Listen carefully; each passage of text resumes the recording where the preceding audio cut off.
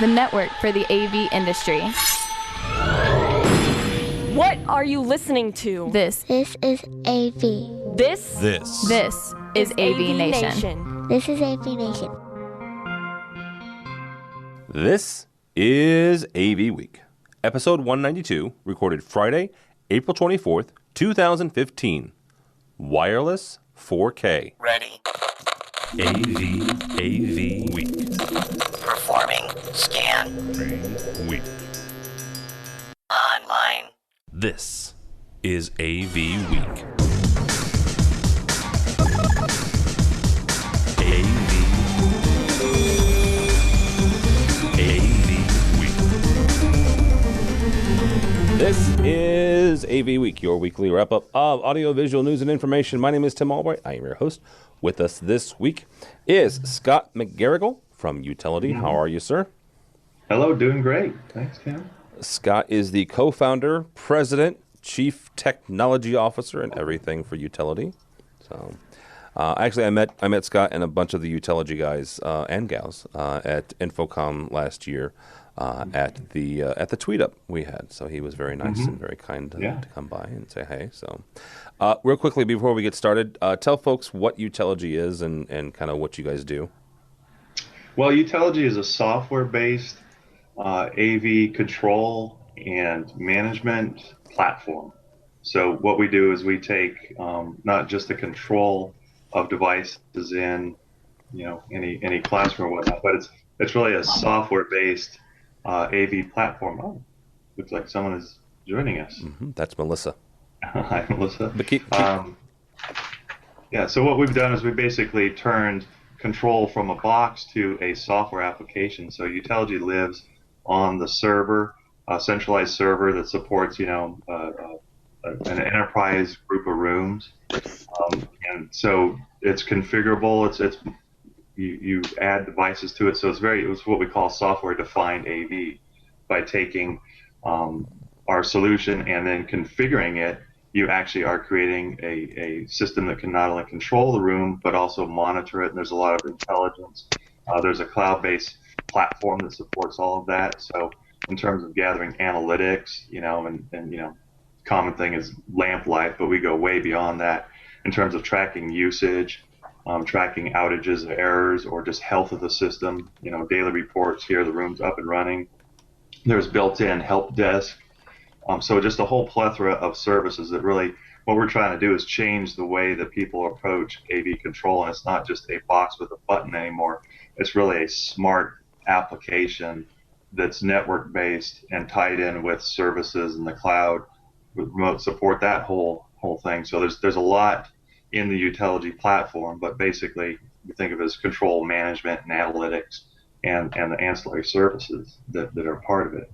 Because, the one thing that we know about the AV world, hardware is always going to be there, but more and more, like we're doing here today, it's software-based, right? Software video conferencing. And so moving the whole control to an IT platform, we're able to integrate and deliver a broader, deeper experience for the users through a software application type of approach rather than just a dedicated, here's your control system over here, and everything else that you use and do is over there. With software, you can tie it all together and provide that single user experience, and not just for the user, but for the people that need to deploy it and support it and everybody. So it's really kind of a platform that brings all this stuff together. So that's my nutshell. No, it works. But here's the thing, and this is something that we've talked about, that folks at SCN have written about, that guys at Commercial Integrator have written about, and all sorts of stuff. You're taking the whole idea of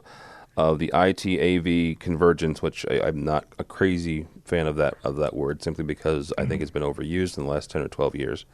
But you're taking that to a whole different level and actually making the two kind of meet, which I think is kind of cool. So and one of our good friends here is doing a lot of work with you. So yeah, cool, good for you guys. So yeah.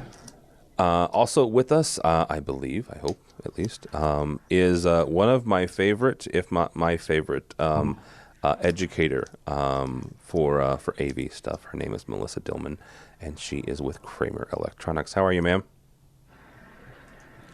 Unmute, ma'am. I'm good. There you are. How are you? I made it. Yes. I'm doing great. Tell folks a little bit, if you've never had Melissa in a class, what it is that you do for Kramer. Well, I am the Director of Training Education for Kramer Electronics, so I develop and present all of the education materials that relate to technology only. So I don't talk about products. I don't teach on how to plug in and operate a switcher, but I teach all the mechanics behind it.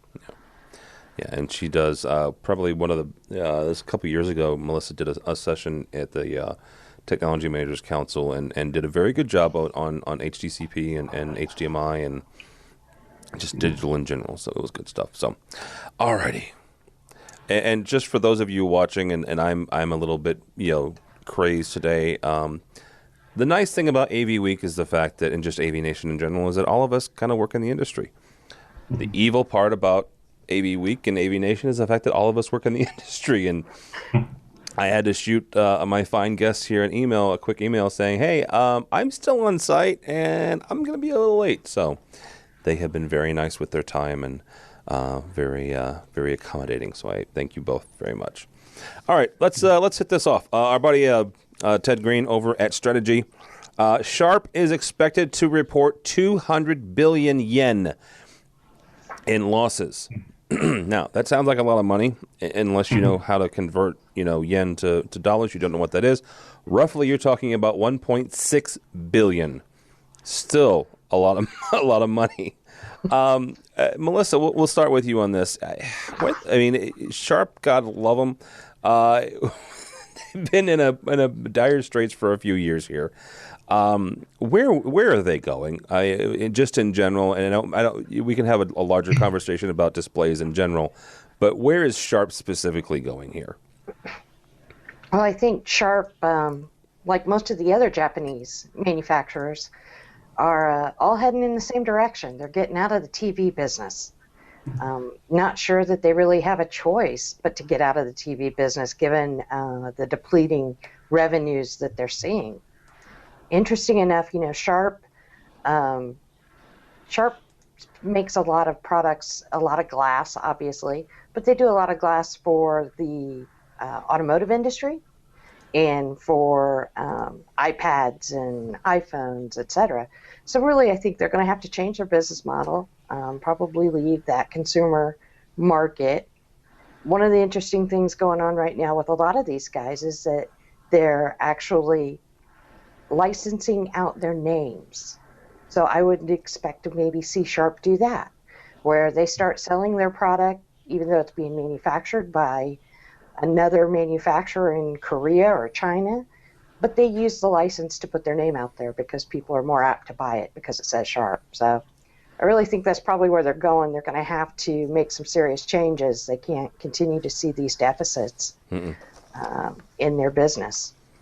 Well, kind of like, who is it, Kodak and a couple of other camera manufacturers have done the same thing when it comes to displays, where, yes, you can buy a Kodak display or, a Kodak camera, but it's not exactly made by them, which is a slight problem because eventually, if you do start doing that, then, that name quality will go down. So, Scott, where do you think Sharp is headed here? Well, I'm not really tuned into that, but I can imagine that, with it being displays, it's probably a result of the commodity issue that, how do you differentiate your display from the next display? I think all the manufacturers struggle with that, how to differentiate. I can imagine, there's always new technologies, and, I'm not hip on what they are, but I know 4K is coming out, and that's, maybe 3D, and it's just this race of features, which, that diminishes the bottom line, right? The commoditization. Unless you really come out with something that differentiates you, and so, maybe what the strategy is, they have to look at what other markets or how to position their products to be more unique and a value than and less of a commodity. That's kind of what I see when I look at we work with a lot of manufacturers in terms of controlling their stuff, and they're all good products, but they're all sort of the same, and there's some different features here and there, but yeah, I think how do you make yourself not a commodity is my take on it, and it's a challenge, but it's good because it keeps us all innovating and coming up with the next best thing. Yeah. So yeah, maybe they will change their model or expand and do some great things. Absolutely. Alrighty. Up next is from Liberty AV Solutions, which I like Liberty. I've used their product in the past, but they are a cabling company, so let's put that out there. Their blog this week says, "Wireless rocks but isn't infallible. Why cable will stand the test of time." Now, again, they are a cable company, so understand that going in. However, it doesn't completely, dismiss the statement. One of the things that I've struggled with as a consultant when I was in education and a tech manager, that was the holy grail, right? I mean, you spend a couple months designing a new system, and you're going into buildings that are X amount of years old. At the college that I was at, Lewis and Clark, in Southwest Illinois, those buildings were built in the 1830s, 1840s. Right, so you're talking about 160, 170-year-old buildings with plaster and all sorts of other challenges. So wireless video was the holy grail. However, it was not quite there. So a couple of years before things like Barco's ClickShare, with a few years before Kramer's wireless solution. So, Mr. Scott, from your guys' standpoint, and you guys, you rely on the network. Mm-hmm. Are we there yet with wireless video, where it's stable enough to start using, or are we still going to keep relying on wired video for a while? Yeah, I think wireless is not ready. Particularly when you talk video, which is high bandwidth. I mean, high bandwidth wireless video in a large setting where there's that's, I don't think the technology's there. And even from just lower bandwidth applications that have to be there. I mean, wireless, it's not, that reliable. And we recommend for our customers that they have a hard connection into whatever device they're controlling. That being said, though, I mean, who really likes cables? I mean, they're necessary, right? But I think the essence of where people want to go is, why can't I just have these boxes? And using Bluetooth or whatever the technology is, whatever the wireless is, why can't they just talk? Why do I need to physically plug them together? So, I think trend-wise and down the road, there's a real desire to improve wireless. And so, when you say, will it stand the test of time, depending on what that time is and who can predict that. But, ultimately, I think we're going to see wireless because, I mean, all our customers and many applications like you just described, really, that is the solution. So I think the industry will eventually get there when that occurs. Who knows? But yeah, so it's certainly more to go at this point. All right. Melissa, I will be very honest. I've been very impressed with Kramer's solution for wireless. I've seen it at a number of different trade shows. The most recent was ISE in Amsterdam. But that aside. Or not that aside, but that included, are we really there yet as an industry and as a technology where we can start relying on it? I think we're closer than we were by far. I think that we certainly at Kramer are demonstrating some great wireless technologies. Interesting enough, I believe that the 4K movement is going to move us even closer to wireless than what we expect, which seems a little it does. Seems a little counterintuitive. But let's face it, the bottom line is that we're faced with challenges with our interfaces right now. And they're going to have trouble moving these signals. I believe wireless is going to be very critical. I think would I want it necessarily in mission critical situations at this moment? Probably not. I would want that redundancy and backup. But if I were looking at doing new installations in the future, I'm looking real hard at wireless, and I'm certainly going to get as educated on it as I can. Okay, so explain this to me, because my brain's going 1,000 miles a minute here. You're saying that because of 4K, which we can talk about, and you and I are actually going to talk about in New York next month at an event called Streaming Media East. Melissa's going to be on the panel that I'm moderating. How does 4K and we can talk about the different versions, but how does the movement to 4K kind of make wireless make more sense? Well, think about it. I can't get through the interfaces that I have right now. Yeah. Now, HDCP 2. is going to allow me to go and use wireless. It's encrypted. So they're going to open up that platform. Everything's going to come down to bandwidth. But if I can't get around the interface of using an HDMI 1.4, then wireless may be a solution. Okay, but then we're worried about, and correct me if I'm wrong on this, then we're worried about the data rate, not even, I almost said the bandwidth, but people use that term incorrectly. The data rate and the data throughput that we're pushing over wireless. I mean, if you get into true real 4K, whether it's 4,000 or 5,000 lines, you're pushing upwards of like 16 gigs. Is that right? And if that's so, then where in the world are we going to get that kind of wireless capability? Well, I'm going to leave that up to the wireless guys to figure out. Okay. I'm saying that I think you're going to get there. I'm not going to say I'm going to do it today, but I mean, I can stream quite a bit, obviously. I'm just saying that as an alternative to the interfaces that you have available right now, if somebody can figure out how to make it work, it does get you around that entire interface. Don't get me wrong. I'm not saying we're going to go streaming 4K on a wireless device today. But that interface issue certainly opens the door to a lot of new products and new abilities. Yeah, I like that idea too, because I mean, in my world, replacing hardware.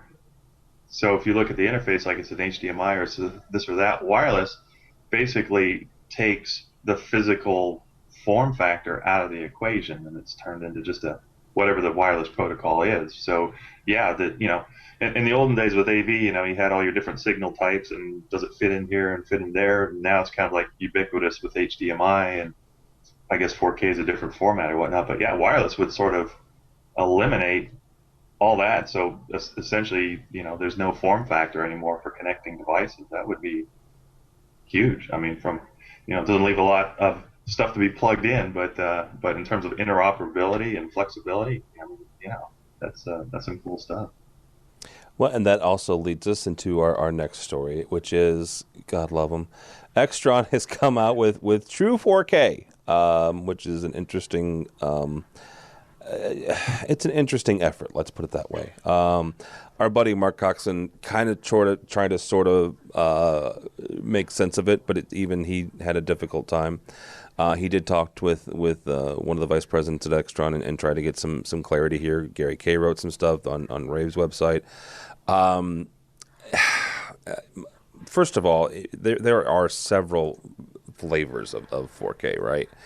And you at least got to applaud Extron for at least trying, right, to make sense of it. However, there's some significant issues with the effort. Melissa, where do you think Extron's going with this true 4K movement, I guess is the best way to put it? I applaud Extron for coming up with, hey, let's all get on the same page and let's report our numbers accurately. I'm going to give them kudos for that. I agree. I think that's great.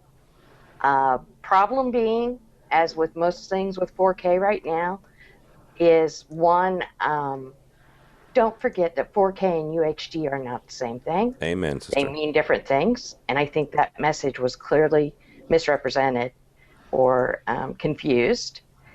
I think that when it comes to the 4K, interesting enough, they throw a picture up there, and what's the picture of the connector? It's it's an HDMI connector, most likely a 1.4, right? So at 1.4, we know that it can't pass 4K. So I believe 4K right now is all about marketing. the hardware and the interoperability haven't caught up quite yet. It's coming, but I don't think it's there yet. All right, very good. That'll work. Scott, do you have anything about just 4K in general, or the true 4K from Extron? Well, yeah, not from a technical standpoint. I mean, I like the marketing remark because it kind of goes back to my thing about how do you differentiate yourself. I mean, that's kind of I'm soapboxy here, so forgive me, but the whole thing about standards, it's like this double-edged sword because we all want them and everyone wants to be compliant to standards, but yet they want to be different. So, I don't know what Extron's doing with 4K. I mean, as a layman, I would expect if something says it's 4K, it's 4K, and it all works with other 4K stuff. That's what we want as consumers or implementers of the technology. But it does sound a little markety. I mean, it reminds me of kind of their Extron, Crestron. Oh, our switchers are faster, and let's have a switch shootout or whatever. I don't know. Maybe that's what's going on. But at the end of the day, let's deliver, standards that people can use and know what it expects. And it sounds like there's some of that to be flushed out, and and then I'm sure there's a lot to the 4K protocol and all that needs to be worked out. But at the end of the day, that would serve the industry is to really adopt a standard. And I mean, it's the same thing in kind of the software world with web browsers, which we deal a lot with in our technology. They're all standard, right? But they're all a little different. And it's like, yikes! Why can't you just all be, But then so that's that double-edged sword that I think they're trying to be part of the game, but be different and better. So how do you position yourself? Well, it is, and the one thing about we had a Robert Heron on last week, and he has a site called Heron Fidelity, big time display expert, and even on his site, he mentioned the fact that he was talking about a display, and he made the reference to 4K UHD, and George Tucker kind of took issue with that, in my opinion, rightfully so, because UHD is not 4K, right? I mean, you start getting into the quote-unquote 4K discussion. Some people go down as far as 2K when they include that resolution. Then you've got the UHD, which is actually 3,000 some odd lines.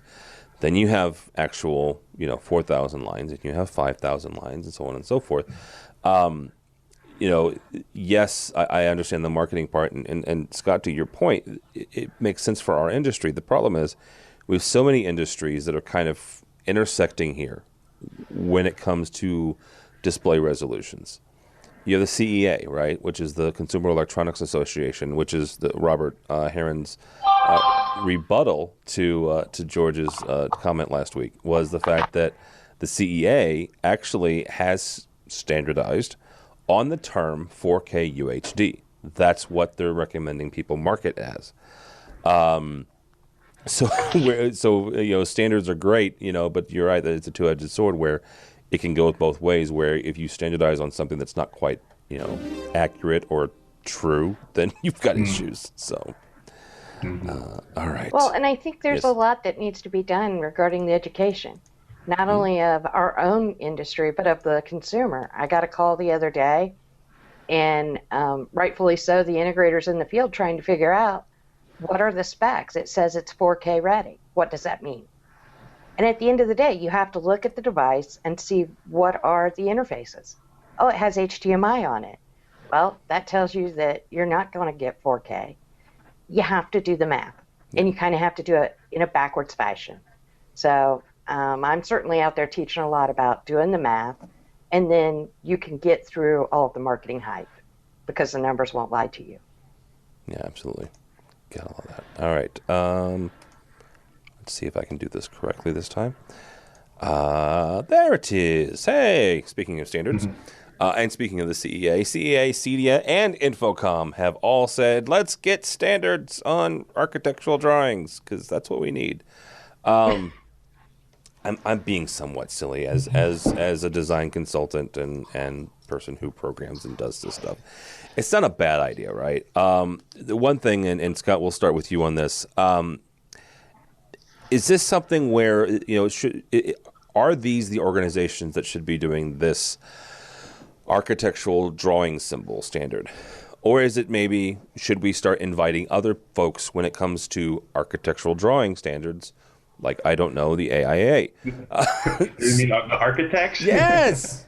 Well, that would seem to make sense to me. I mean, from what I've seen, I mean, we all know the typical flow is that you're designing a building architecturally, and then you're putting AV systems into it. So yeah, clearly it needs to, conform or at least sync up with that.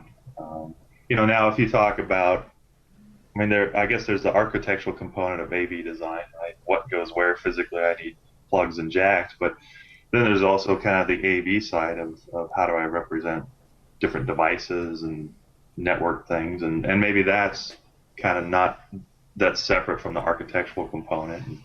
Maybe that's the way to do it, is define it in those kind of two worlds. And I apologize, I didn't read the article, so I'm not sure what they're talking about, but it's not important stuff, just electricity and networking and, Hey, they're just boxes and lines, right? Amen. Malissa, is this something where somebody, maybe one or two other organizations that maybe we can think of that probably should be involved in this conversation? Absolutely. I like the idea. I did look at what they are making as their standard for their icons. Honestly, I've seen a lot of icons. I've seen a lot of very nice looking icons. I thought that's what legends were for. I think everybody pretty much, we stay pretty close, but read the legend. I'm not sure that I wasn't a huge fan graphically of the icons, but certainly some input from a couple other organizations would probably be very beneficial. Not to mention talking to the actual guys doing it. I didn't see any icons for Revit or any discussion of Revit, but I may have missed it. No, there's not, and that is another. That's a good point. Is the fact that some of these you've got to understand kind of the workflow of the modern architecture firm. There are a number, especially smaller firms, who have gotten away from AutoCAD simply because of the workflow of Revit. It's a lot simpler. It's a lot easier. It's a lot faster. It's easier to be shared across when you start talking about the different disciplines. You start talking to an electrical engineer or an EE or an electrical contractor, and you're like, yeah, what do you use? And a lot of times they just use PDFs or Revit. So yeah. All right. One last quick one, real quick. So if I can get this one up. ISC was last week, in addition to ISC, which is a security trade show. ISC West specifically, and it was in Las Vegas. A number of different things came out, right? One was this whole big giant Internet of Things has cropped its head up again in security. Now, the one question, and Melissa, we'll start with you on this. Are we kind of at a point when it comes to Internet of Things where we can start taking this seriously now, as far as, not just with AV, but with control and with pushing audio and pushing video across these different, honestly, very different and very disparate pieces of equipment and hardware, where is Internet of Things where at the point where it makes sense to start designing with it, or are we kind of still a little bit off where we should shy away from using IoT? What I thought was really interesting out of this was that it's all concentrating on open source. And that's really the downfall for the industry. As manufacturers, we all want to put our special sauce, give it some proprietariness, so that you don't have that open source component. I know my higher education friends have screamed for open sourcing for a long time. I'm not sure how some of the control manufacturers can continue to be profitable if they go down that path. So I think it's really the big hang up. I love the idea. Wouldn't it be great if all of our products work together? But that's not the nature of the beast. We've seen that time and time again. So I'm not sure the AV industry is quite ready for it from certainly a manufacturing perspective. I love the idea, though. All right, Scott, from your standpoint, are we, to Melissa's point, are we at a point with manufacturers and software developers where we need to kind of, hold our nose and start working on this whole standard and open source thing, or are we still at a place where we need to keep some stuff back for yourselves? Well, as a control system that's really interoperates with all this equipment from a control standpoint, I mean, I can tell you that it's a royal in the what dealing with all the various protocols and communication interfaces and so I would love standards. I know like CEC kind of defines some standard stuff, but the question is, when it comes to a device, is the control interface, is that where the secret sauce is? In some ways it is, because it makes your product not replaceable by the next product. If everyone's got the same interface, now you're interchangeable.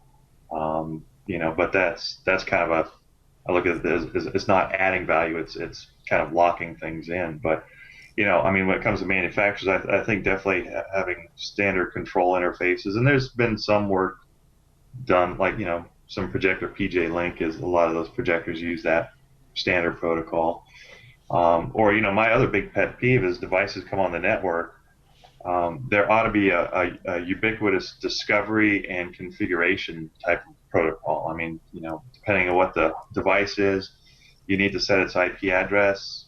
You browse to it. Sometimes there's some special hoops to go through, and it's like, I don't think that's the secret sauce. And yeah, if there's some way that was more ubiquitous and standardized or whatnot, that would certainly make, as integrators and deployers and consumers of this technology, make our jobs a lot easier. And we could then take our time and energy and focus on the real value add components, and not just like, gosh, I got to get this plugged in or make it work. It's like, hey, let's focus on the user experience or the overall whatever it is.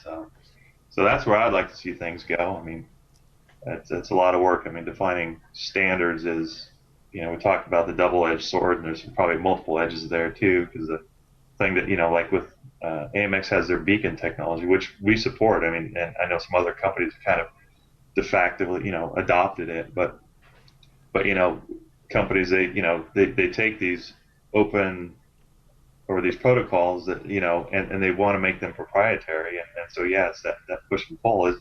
Is that really where the secret sauce is? Manufacturers, we're not an open source. It's not like, here's our source code, but we're an open system like the rest of the internet and technology world. And this article talks about SNMP, which is actually an old technology for interoperability, but it's standardized, and they're looking to standardize that. And so that openness, I think, is good. So can you keep your secret sauce but make it easier to tap into? Well, and here's the thing: you raise up on something, and again, my job at Innovat is to manage a bunch of programmers, and that's one of the things I've been asking them for a long time is how can we standardize on things? How can we make it not easier? I'm not looking for easy, because that just sounds lazy, but I'm looking for consistent results, right? And maybe that's where I want to go with that is I need to be able to take a look at a program and say, yeah, you know what? If I use AMX or I use Crestron or I use Kramer or I use whoever, we're going to get pretty much the same results regardless of whose control system we use.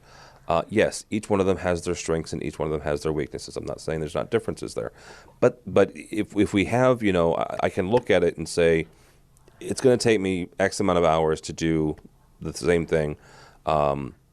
Regardless of whose control system we use. So I don't know. Maybe I'm just crazy. All right. That's going to do it for this week. Miss Malissa Dillman, thank you, ma'am, so much for being flexible and joining us. Thank you for having me. I appreciate it. Absolutely. And where can people find you and or Kramer?